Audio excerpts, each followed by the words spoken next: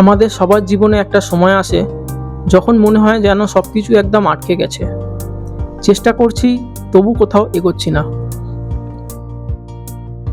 এই Starc phase থেকে বেরোনোর জন্য আমার কয়েকটা ছোট্ট উপায় কাজ করে।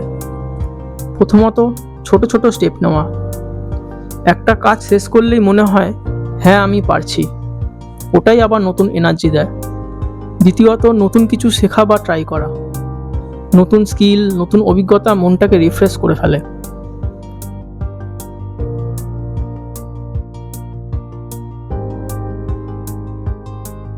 আর সবশেষে নিজেকে মনে করানো, এই ফেজটা টেম্পোরারি, এটা কোনো শেষ নয়, এটা শুধু একটা বিরতি।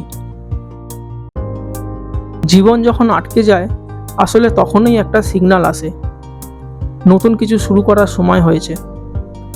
স্বপ্ন ছেড়ো না, কারণ ছোট ছোট পদক্ষেপ থেকেই তৈরি হয় নতুন রাস্তা।